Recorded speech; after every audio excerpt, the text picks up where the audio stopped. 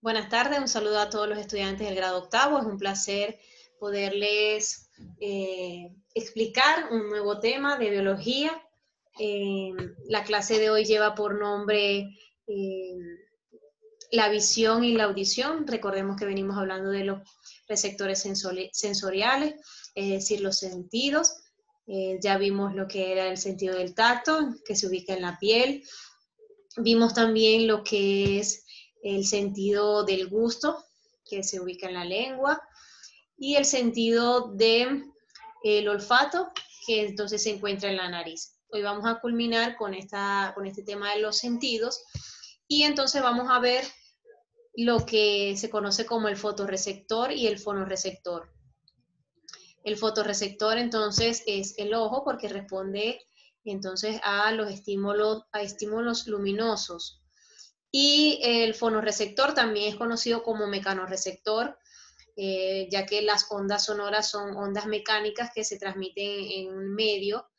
Y entonces el oído es conocido como mecanorreceptor, o específicamente las células del oído se conocen como mecanorreceptores o también fonorreceptores. Vamos a ver entonces a comenzar explicando lo que es el ojo. Pero antes de eso, vamos a ver las zonas de la corteza del cerebro donde se perciben entonces estas sensaciones, donde se percibe lo que es la vista, que lo vemos aquí en la parte posterior del cerebro. También en una parte lateral vemos que se procesa la información proveniente del oído. Vemos aquí esta zona verde que se procesa el tacto y el gusto, también cerca de donde se procesa el oído, y el olfato, entonces en la parte más anterior del cerebro. Aquí entonces es donde se procesa la información, aquí lo vemos una imagen, el ojo, y donde se envía entonces la información hacia la parte posterior del cerebro, donde se procesa esa información y podemos entonces distinguir qué es lo que estamos observando.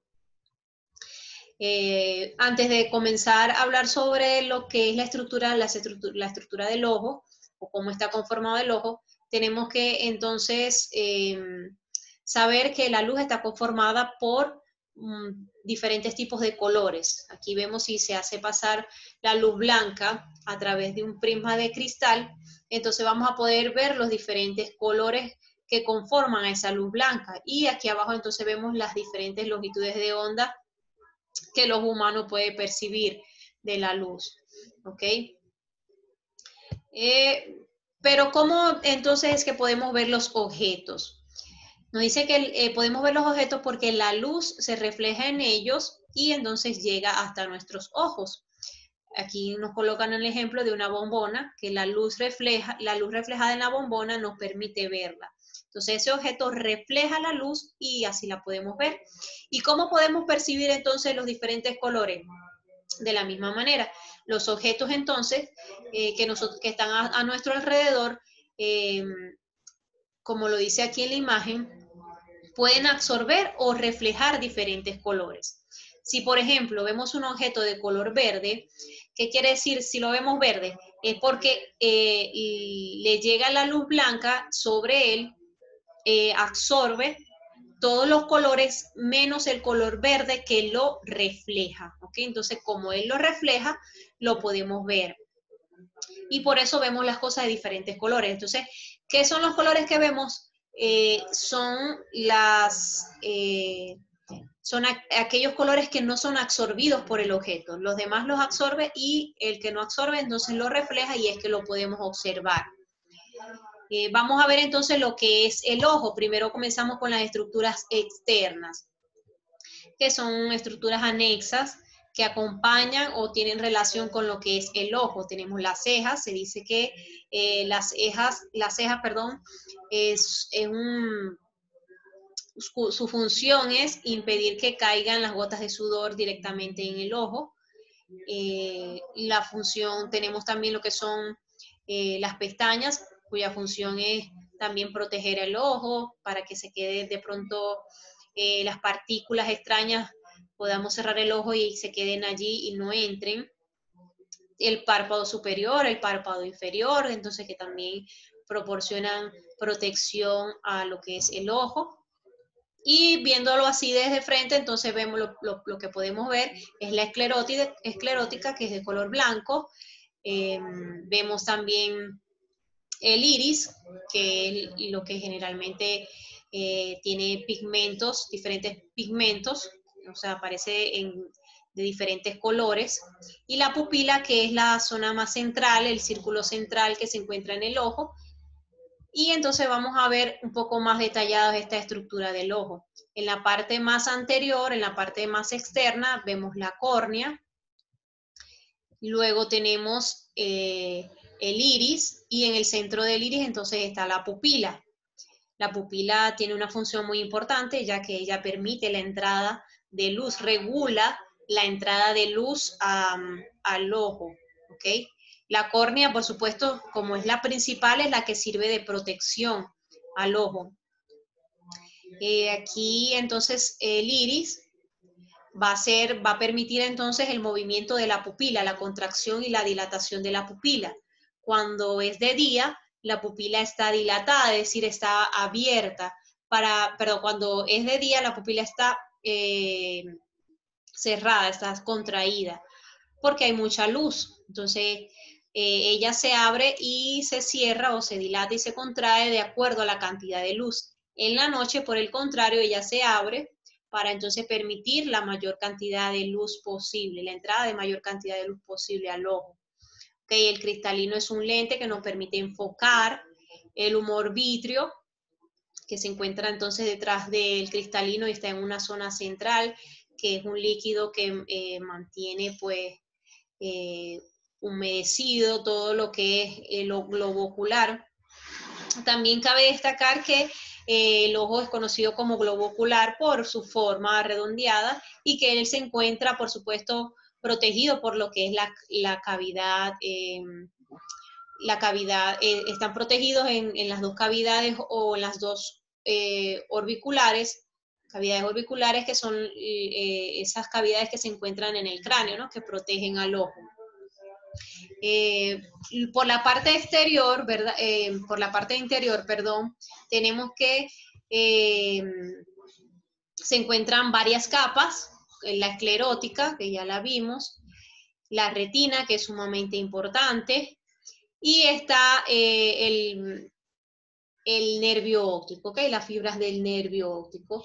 La retina, entonces, la que convierte las imágenes, ya vamos a ver un poco también la función, es la que convierte las imágenes en sensaciones o estímulos que sean procesados y que se envíen, esa información se va a enviar al tejido nervioso. La retina está formada por 5 capas de células. Las 4 primeras tienen la función de permitir regular la cantidad de luz y la oscuridad del ojo. Y la 5ª capa, entonces, es la que se encuentra formada por los conos y los bastones, que son en sí propiamente los receptores sensoriales. Aquí los vemos, los conos tienen más o menos parecida la forma de conos y los bastones son más alargados, ¿ok? Los conos entonces y los bastones son los receptores que nos permiten ver los objetos y nos permiten percibir los colores de los objetos y poder identificar entonces qué es lo que estamos observando. Aquí vemos las diferentes capas de la retina. Y en esta información, estas son células, todas son células, que pasan la información en forma de impulso nervioso hasta el nervio óptico, que va a enviar a su vez entonces la información al cerebro. En la retina ocurre algo también muy característico. Dice, cuando la luz pasa a través del ojo, ¿verdad? Vemos el objeto real, así lo vemos, pero esa imagen es invertida en la retina. Y luego ya cuando se pasa al cerebro, ya el cerebro la vuelve a girar. Entonces aquí vemos otra, de pronto un poco más, más claro, cómo es que podemos observar los objetos. La luz primero entra al ojo a través del iris y la pupila. El cristalino enfoca los objetos y es transmitida hacia el final del ojo, donde se encuentra la retina, que percibe los colores, las formas y tamaños de objetos en posición invertida. Esto es gracias a las células que conforman la retina, entonces las capas de las células que conforman la retina y específicamente los conos y los bastones que acabo de mencionar. Y entonces la retina va a pasar la información al nervio óptico y a su vez al cerebro. Hablando un poco sobre lo que es el cuidado de los ojos, podemos mencionar una revisión médica de pronto anual, usar lentes de sol cuando se va a exponer, cuando vamos a estar horas o mucho tiempo expuesto al sol, dormir lo suficiente. De pronto nuestro ojo siempre está lubricado, tiene lo que es el humor acuoso y el humor vítreo, que se encargan de lubricar al ojo, pero también el conducto lagrimal, que no lo mencioné en las estructuras cuando vimos la parte del ojo de frente. Pero a veces la persona puede sufrir de resequedad en los ojos y tiene que usar entonces unos medicamentos para mantener lubricado el ojo y por supuesto una alimentación saludable. Sabemos que el consumo de hortalizas, de verduras y frutas son ricas en vitaminas y que permiten entonces o brindan las vitaminas adecuadas para el buen funcionamiento de este tipo de órganos. A continuación vamos a pasar a lo que es el oído. El oído está estructurado en tres, o se divide en tres zonas. Es el oído externo, el oído medio y el oído interno. El oído externo está conformado por el pabellón auricular o el pabellón auditivo, que es lo que se conoce como oreja. Luego viene el conducto auditivo externo. En él encontramos de pronto vellos, pelitos, y se libera, entonces se segrega lo que es la cera. Esto son medios de protección para impedir la entrada de partículas o microorganismos.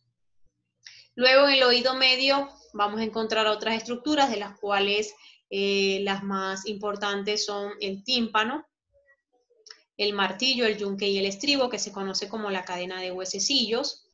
Y en el oído interno, entonces encontramos otras estructuras como lo es el caracol, los conductos semicirculares, y lo podemos ver más especificado en esta imagen. Entonces tenemos que el oído se divide en oído externo. Esta parte del oído tiene como función captar y dirigir las ondas sonoras hacia el tímpano. Está conformado entonces por el conducto auditivo externo y la oreja, que también se conoce como pabellón auditivo. Los pliegues, se dice que la oreja es como una antena, cuyos pliegues lo que hacen es conducir las ondas sonoras hacia la parte interna del oído a través del conducto auditivo externo. El oído medio, su función es amplificar y transportar las ondas sonoras hacia el oído interno.